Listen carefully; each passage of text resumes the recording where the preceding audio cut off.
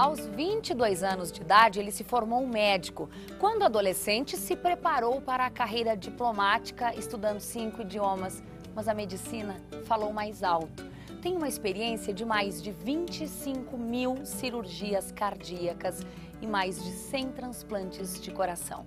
É autor de 18 livros. Hoje nós vamos conhecer o cardiologista Fernando Lucchesi. Doutor, que prazer e que honra para a gente lhe receber aqui na UPF TV. Prazer é meu, estou encantado até com esse estúdio, com tudo, essa paisagem fantástica, o nosso cenário. Que é de verdade, alguns acham que é uma pintura, é mesmo, né? É de verdade, é muito tá bom. Certo, doutor. A gente reforça aqui, na verdade informa que o doutor Fernando Lucchesi veio a Passo Fundo a convite da Meplan e da Acisa, e é graças a essa parceria com a Meplan e a Acisa que conseguimos lhe receber aqui para ouvir a sua história. E eu começo lhe perguntando lá de Farroupilha, a cidade de onde o senhor nasceu, como é que foi essa infância em Farroupilha?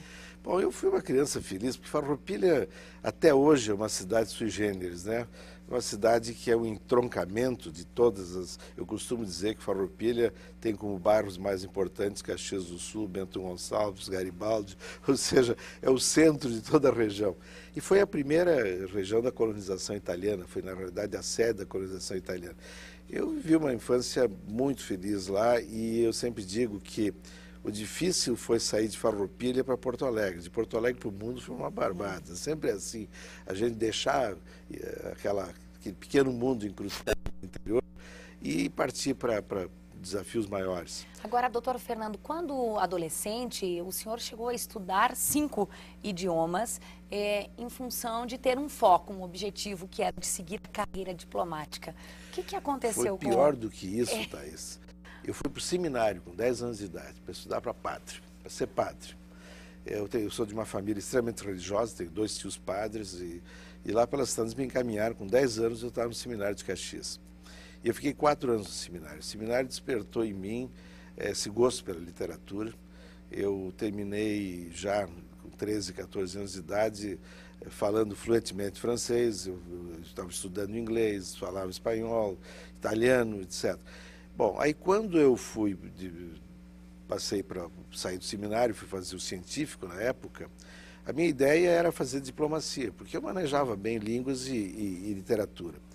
E então, eu fui morar em Curitiba com a minha família e comecei a me preparar para a diplomacia. Em Curitiba teve uma série de eventos interessantes. Um deles foi que existe lá um clube literário para jovens, na Biblioteca Pública do Paraná. Eu li aquela biblioteca inteira. Aí, era uma enorme biblioteca, eu tive um vínculo muito grande com aquilo. Então, eu teve um ano que eu li 140 livros, num ano, segundo ano científico. Mas eu vou ter que lhe interromper, o senhor está na cidade certa. A gente tem que se exibir um pouco. Passo Fundo é a capital nacional da literatura, exatamente, por força de lei, perfeito. 30 anos de movimentação literária. O senhor tem que se sentir em casa aqui, Eu estou em casa aqui. Aí, eu comecei a me preparar para o Rio Branco, que era um caminho natural, né? Escrevia já, eu tinha 15 anos de idade, eu escrevia para um jornal do Estado do Paraná, aos domingos, esse nosso clube literário escrevia para esse jornal. Bom, fui fazer o cursinho pré-vestibular para me preparar para o Rio Branco, que é o Instituto de Diplomacia. Aí, nunca esqueço, foi uma sexta de noite, um professor deu uma aula de biologia e mostrou circulação extracorpórea. Como a gente para o coração e opera dentro do coração, troca a válvula, faz, etc. Isso não podemos perder de vista, isso foi em 1964. A cirurgia cardíaca estava começando, tudo estava começando. Eu fiquei encantado com aquilo. Eu fui para o professor, disse, isso é ficção científica? Disse, não, amanhã nós vamos operar um cachorro lá na faculdade de medicina. O professor era estudante de medicina. E o senhor estava lá? E eu estava lá. E voltei para casa no sábado, de noite, e disse para meu pai, não vou mais fazer diplomacia, vou fazer medicina. Mas tu nunca falasse medicina? Para ser cirurgião cardíaco tem que ser médico. Eu fui para cardiologia e para cirurgia cardíaca. Foi uma história fantástica. Nesse momento, eu tinha 15 anos de idade. E com 16 anos eu prestei vestibular, eu entrei muito cedo na faculdade, 17 anos já estava na faculdade, me formei com 22. Entrei em Porto Alegre, na URGS, foi a única imposição do meu pai. Tu não vai ficar no Paraná, então tu vai voltar conosco para o Sul. Hoje, 22 anos, há muitos jovens ainda tentando passar no vestibular de medicina. Verdade. Com 22 anos o senhor já era médico. Para ser um bom médico é preciso de vocação, talento, é um dom de Deus? Como é que a gente explica isso? No meu caso, eu acho que eu tive sorte, porque eu fui exposto a uma coisa que eu adorei, que eu gostei muito, fiquei fascinado. Eu podia não ter ido àquela aula de circulação extracorpórea naquele dia, podia ter ido para o cinema, ter feito outra coisa. E eu tive sorte de encontrar a medicina, porque me realizou. A medicina tem uma conotação na vida da gente que ela é simplesmente arrasadora. Tu não consegue fazer medicina pela metade. Ou tu é um médico integral e vive a tua medicina até a morte, e mesmo depois de aposentado tu não deixa de ser médico nunca, porque é uma questão de atitude. Medicina é atitude generosa em função do outro. E isto é uma coisa que a gente faz quase que de forma inata. Veja que os meninos que entram para a faculdade de medicina escolhem por vocação e depois revelam essa vocação no momento de exercer a profissão. E essa revelação é um ato de generosidade diário, de doação diária, etc. Eu tenho muito envolvimento com estudantes e com profissionais de formação, e a gente olha e vê a marca do médico lá no menino que está começando. Mas não vem todos os alunos, talvez? Não, alguns se perdem ao longo do caminho. As especialidades são diferentes também. Hoje existem especialidades que o sujeito pode passar a vida sem ver um paciente, sem falar com o paciente. São as imagens, hoje o setor de imagens está tão forte, né? Mas, sem dúvida, a marca da generosidade, da dedicação é muito forte. Doutor Fernando, eu fiquei sabendo que o senhor, quando vai fazer uma cirurgia, sempre pede a ajuda de Deus e o senhor se coloca como um instrumento na mão de Deus. É verdade? O senhor costuma fazer isso mesmo? Isso é verdade. Isso é uma coisa que não tem nada a ver com a minha formação religiosa inicial. Isso é uma coisa de formação médica, porque em determinado momento eu comecei a me dar conta que eu tinha muitas vezes sucesso suficiente para manter meu entusiasmo e alguns golpes para manter minha humildade. E eu me dei conta que eu precisava mais apoio do que simplesmente o meu conhecimento. O conhecimento médico não é tudo. O médico precisa mais do que isso, precisa ter humildade de saber que não sabe tudo e tem que se valer do que tem na mão. Nos últimos anos, essa questão espiritualidade e saúde, Thaís, ela se desenvolveu demais. Hoje nós temos assim universidades inteiras trabalhando com setores de pesquisa fortemente envolvidos, mostrando assim a influência da espiritualidade sobre o resultado da cirurgia, por exemplo. Frequência a culto religioso.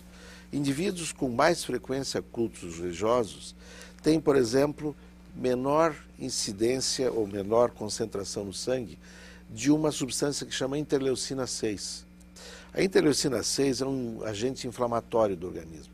As doenças, a maior parte das doenças hoje são inflamatórias. Então, quem tem interleucina 6 alta tem mais câncer, tem mais infarto, pois quem tem frequência à atividade religiosa, pelo menos uma vez por semana, tem interleucina 6 mais baixa, tem menos câncer, menos infarto. Ou seja, ter fé faz bem também para a saúde. Para a saúde. Podemos resumir Exatamente. dessa forma. E eu com esse viés, eu procurei também transmitir isso para os meus pacientes. Eu digo claramente para o meu paciente, na consulta já, eu digo, bom, te prepara para essa cirurgia, eu vou te operar, tu corre risco de vida, o risco é pequeno, tudo bem. Ah, não, eu vou fazer meu testamento. Não, não é isso que eu estou falando. Faz a tua concentração com a tua divindade, com o que tu acreditas, com a tua crença, seja ela qual for, e te prepara. Eu tenho isso como prática diária, e muitas vezes, em casos mais graves, eu antes da cirurgia, eu chego para a família e digo assim, bom, eu vou para a cirurgia, vocês vão para a capela da Santa Casa rezar. Nós temos uma bela capela no Hospital São Francisco, eu sou diretor do Hospital São Francisco, lá da Santa Casa. Então, quando eu terminar, eu vou procurar vocês lá. E eu acho que isso realmente tem sido uma constante na minha vida e um peso extremamente favorável com meus pacientes. Os pacientes querem isso. Os pacientes querem que o médico fale sobre espiritualidade. Doutor Fernando, queria que o senhor contasse para a gente um pouquinho sobre os seus dois filhos, um que atua na área da administração e outra que, de certa forma, está na área da saúde. Pois é, meus filhos não quiseram ser médicos, né? Eu tenho um filho mais velho, o Patrick, que é uma figura única. Ele tem 31 anos de idade e ele é um negociante nato, né? Puxou pela família da mãe dele. E ele é um administrador de empresas, hoje atua na área de seguros, na área de construção civil, fortemente no Brasil, atuando principalmente em São Paulo. A minha filha, essa resolveu fazer neuropsicologia, só que exigiu a mesma formação que o Patrick tinha. O Patrick foi para o exterior, fez toda a universidade no exterior, e ela disse, por que tu está me discriminando? Tu quer que eu vá para a tua faculdade de medicina só para te exibir para os teus colegas que tu tem uma filha? Aí eu tive que aceitar. Ela está há 12 anos nos Estados Unidos, ela fez toda a formação lá, fez todo o college, depois mestrado e doutorado. Ela está agora na Harvard, ela é neurocientista, trabalha com crianças de 0 a 3 anos no Children's de Boston. Então, eu fico chamando que ela volte, mas ela não me ouve muito. Bom, doutor, ao todo o senhor tem 18 livros, 3 deles voltados especificamente à área médica, com tradução para outros idiomas, e os outros 15 livros, quase todos são nesse formato, né? O que é muito bacana. Eu vou mostrar aqui alguns, não sei se a gente vai conseguir ver todos. Olha só, Pílulas para Viver Melhor, tem Desembarcando o Diabetes, aí tem Desembarcando a Hipertensão, o Colesterol, Fatos e Mitos sobre a Sua Saúde, coisas muito curiosas e bacanas. Vento encanado causa resfriado, sol envelhece a pele, faca fria faz o galo parar de crescer. Por que a pálpebra teme? Aquelas dúvidas que eu acho que todo mundo tem. Desembarcando a Tristeza, a gente não pode deixar de falar sobre isso. E outra aqui, mais fatos e mitos sobre a sua saúde. Um formato que é muito bem aceito desses seus livros aqui. São quantos mil já vendidos, doutor Fernando? 1.600.000. Isso é uma surpresa para mim também, viu? Eu não imaginava que eu fosse terminar voltando tangencialmente à área literária, mas sempre tive isso em mente, e aos 50 anos de idade, já com uma profissão organizada, eu resolvi voltar a escrever. E minha ideia era realmente levar informações sobre saúde para os pacientes. Então, ao final da consulta, por exemplo, o diabético diz, bom, agora tem o tema de casa. Eu puxo um livro Desembarcando Diabetes, com direito ao autógrafo, e diz, ó, esse é o teu tema de casa, você vai ler tudo para a próxima consulta e nós vamos nos encontrar aqui para discutir. Olha aí que bacana. E isto muda muito a forma de relação, porque me dá tempo de realmente, na consulta, eu me dedicar ao paciente, às dificuldades, às dúvidas que ele tem, etc. E depois ele vai fazer a formação sobre a doença dele, porque a gente só pode prevenir a doença que a gente conhece. Não dá para prevenir o risco que não se conhece. Então, os livros são muito bem aceitos, eles continuam vendendo. O meu primeiro livro, que foi Pílulas para Viver Melhor, tem agora 11 anos, ele segue vendendo quase no mesmo ritmo que vendia no primeiro ano. Pois é, são mais de 200 mil livros vendidos, esse aqui. Rapidamente, doutor, em um minutinho, o que o senhor deixaria assim como básico de orientação para a gente que quer viver mais e melhor? Uma palavra, estilo de vida. O que é estilo de vida? Não é qualidade de vida. Qualidade de vida é aquela história de o sujeito ter um bom carro, uma boa casa, viver bem, ganhar dinheiro. Isso é conforto, isso não tem nada a ver. Estilo de vida é vida pessoal organizada, vida familiar organizada, vida financeira organizada, viver dentro do que se pode, gastar o que se pode. Sem a menor dúvida, vida alimentar organizada, dieta saudável, vida profissional organizada. Trabalho não mata, o que mata é a raiva do que se faz, mal feito principalmente. Então, uma profissão que dê prazer e vida espiritual organizada. Então, a grande dica, por exemplo, desse livro, Pílulas para Viver Melhor, é exatamente essa organização de vida que o sujeito tem que ter. Existe só um antídoto contra o estresse, o único antídoto que eu conheço contra o estresse, organização de vida. Não existe aquela pílula mágica. Né? Se o sujeito se organizar bem, ele não tem surpresas. Ele não tem surpresa financeira, ele não tem surpresa profissional. Então, e para isso tem que trabalhar, tem que ser proativo. Se a gente parar para pensar, estilo de vida não é igual à saúde? Claro que é. Porque todos esses territórios organizados, isso é uma vida saudável. E será que isso não é felicidade? Então, eu tenho um teorema, todo mundo tem, né? A minha equação é... Qual é a sua, então? Estilo de vida é igual à saúde, que é igual à felicidade, que leva à longevidade. Felicidade não é um porto de chegada, um dia serei feliz quando eu tiver isso, quando eu tiver aquilo. Isso é besteira. Ou nós vivemos felizes e felicidade passa a ser a viagem, né? A nossa própria viagem do dia a dia, e aí então nós vamos prolongar a nossa vida, porque uma vida prazerosa é bom que dure muito. Uma vida porcaria é melhor que termine logo. E vocês podem pensar, não, qualquer vida é boa. Não, senhor.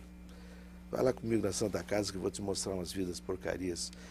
Agora há pouco faleceu um paciente que estava há 1 ano dentro de UTI, com consciência e sem vida nenhuma de relação, completamente destruído o cérebro, mas ele tinha lances de consciência. Terminou morrendo 1 ano dentro de uma UTI. Isso é uma vida porcaria. Então, estilo de vida, saúde, leva à felicidade, leva à longevidade, mas tem que haver prazer na vida. Pois é, e aí felicidade é o tema desse outro livro seu, Desembarcando a Tristeza, Compreenda a Depressão e Encontre a Felicidade. A gente vê e os números comprovam que cada vez mais as pessoas estão depressivas. O que está acontecendo, doutor Fernando? Sabe, nós aceleramos demais a vida humana e essa aceleração tem um preço. Então, à medida que nós começamos a aumentar o nível de exigência para sobreviver, aumenta também o nível de frustração, porque o nosso ideário, a nossa vontade, o nosso ideal de vida é muito maior do que a gente pode obter. Isso gera uma frustração muito grande, isso está gerando uma população de deprimidos. Se calcula que nos Estados Unidos existem 2 milhões de crianças tomando antidepressivo. Crianças. Quer dizer, a depressão é a grande escalada do mundo hoje. Claro que existe um exagero até na prescrição de antidepressivos, porque se confunde muito tristeza com depressão. Tristeza, ansiedade, isso não é depressão. A gente pode ficar triste até pela perda, por exemplo, o luto. O luto normal é um luto de 9 meses.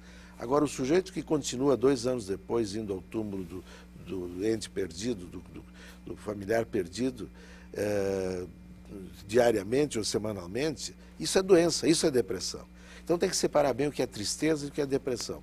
Agora, sem dúvida, o nível de exigência da vida moderna terminou levando a um nível maior de frustração. E a frustração leva à depressão. Bom, eu quero que o senhor fale um pouquinho também, doutor Fernando, do tema da sua palestra em Passo Fundo, que tem a ver com envelhecimento, e nós fomos pesquisar, é impressionante o crescimento populacional de idosos no Rio Grande do Sul, em Passo Fundo, em todo o Brasil. Será necessário uma reestruturação da Previdência Social, para você ter uma ideia, e uma aplicação prática mais efetiva dos direitos assegurados no Estatuto do Idoso Brasileiro. No âmbito acadêmico, por exemplo, e técnico, é necessário investimento na formação adequada de profissionais para lidar com essa parcela da população. E estimativas apontam que em 40 anos o número de idosos no Brasil vai triplicar e vai corresponder a 30% da população. Precisamos então, doutor Fernando, envelhecer com sabedoria? Bom, quantas pessoas hoje no mundo têm mais de 100 anos? Pouquíssimas. Quantos? Qual é a tua ideia? Não tenho ideia. Acho que eu nem vou arriscar nem aqui, vai doutor. Arriscar. Bom, tem uma universidade nos Estados Unidos que está se dedicando a fazer estudos populacionais, a Universidade de Johns Hopkins, e eles afirmam que deve existir no mundo em torno de 300 mil idosos centenários. Isso é bastante. É mais do que se imaginava. Agora, 10 anos atrás, eram menos de 200 mil. Então, o crescimento do número de centenários é fantástico. Se pegar aquele bolsão de Mediterrâneo, os países mediterrâneos são os mais centenários. O Japão é centenário, alguns locais específicos têm longevidade. O que significa essa longevidade? O que esses centenários têm em comum? Por que está prolongando a vida humana? Primeiro, o conhecimento. Hoje se sabe que o sujeito que tem colesterol normal, glicose normal, pressão arterial normal, se exercita e é magro, esse sujeito tem chance de ser centenário. E as pessoas, às vezes fazem por intuição ou por hábito cultural. Por exemplo, a cultura alimentar do Mediterrâneo é a melhor do mundo, a dieta mediterrânea. Tem até um livro sobre isso. Então, veja, os mediterrâneos, eles são caminhadores, eles comem grãos integrais, peixes, azeite de oliva, vinho, mas o vinho não é bebida de lazer, é bebida de nutrição, é um cálice por refeição. Bom, então, hoje nós estamos na escalada da longevidade, só que existem outros componentes que influem fortemente. E eu hoje vou falar sobre isso nessa palestra. Primeiro, o estilo de vida levando à longevidade, que é a minha equação. Saúde, estilo de vida, igual a felicidade, igual a longevidade. E segundo, a questão da espiritualidade, que influi fortemente também na longevidade do centenário. E por último, a questão da felicidade. Felicidade é fundamental para se viver muito. Então, eu já citei antes, vai ser o coroamento da minha palestra hoje. Pessoas felizes vivem mais tempo. Mas felicidade tem alguns macetes, tem alguns truques, né? Hoje tem até um país que chama Butão, que é a capital mundial da felicidade.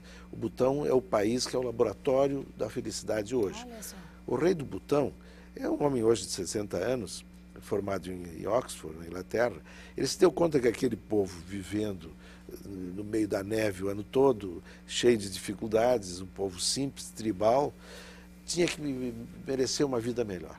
Aí ele começou a investir numa coisa, ele criou um novo índice, como nós temos produto interno bruto aqui, ele criou felicidade interna bruta. E começou a investir em coisas de felicidade. E a mudança do Butão é uma coisa fantástica. Como o que, por exemplo? Quais Bom, seriam? ele fez alguns erros. Eu vou contar primeiro o erro que ele fez. Não tinha televisão no Butão. Aí ele contratou satélite e distribuiu televisores pelo país. Isso foi em 1998. Em 2013, ele desligou o satélite e recolheu os televisores. Aí ninguém entendia, foram falar com eles, mas o que houve? A mídia internacional empolvorosa. Ele disse, não, aqui não existia. Eu tinha poucas delegacias, não existia roubo, furto, estupro, não existia nada disso. E agora está havendo briga de família e tudo. Foi a televisão, tirei a televisão fora. Então, eu sei que vocês são um canal sadio, é completamente diferente. Esse é o canal de boas notícias inteligentes. Inteligentes, né? Claro. Agora, veja, ele mudou, por exemplo, coisas simples no hábito alimentar. É um país frio, mas não necessariamente a gordura consumida tinha que ser gordura inadequada. Então, ele orientou a dieta da população. Ele acertou pequenos detalhes, por exemplo, deu segurança para as tribos. As tribos têm uma vida independente e ele simplesmente passou a ser o grande mestre das tribos. Tanto é que, em determinado momento, ele fez um plebiscito tentando criar um parlamento mais ativo e perdeu. Eles querem que ele continue mandando no país. Então, felicidade é fundamental para uma longa vida. E a felicidade, ela só acontece quando eu fizer os que me cercam felizes. Aí eu serei feliz. Nunca o contrário. Não é aquela história, eu vou enriquecer para transformar minha família em mais rica, em melhor, confortável. Não, felicidade é o contrário. Se tu estiveres feliz agora comigo aqui, eu estarei feliz. Se eu não conseguir te fazer feliz nessa entrevista, eu vou estar frustrado também. Então, felicidade é um caminho de duas mãos, mas ela vem necessariamente de lá para cá e não daqui para lá. Que bacana, a gente fica aí morrendo de vontade de praticar tudo isso que o senhor nos ensinou hoje. Doutor Fernando, muitíssimo obrigada, que o senhor fique muito bem aqui em Passo Fundo e retorne em outras oportunidades. Obrigada mesmo. Muito obrigado, eu sempre fico bem em Passo Fundo. E quero exaltar e certamente com muito empenho a qualidade da medicina de Passo Fundo. Passo Fundo é uma das melhores medicinas que eu conheço.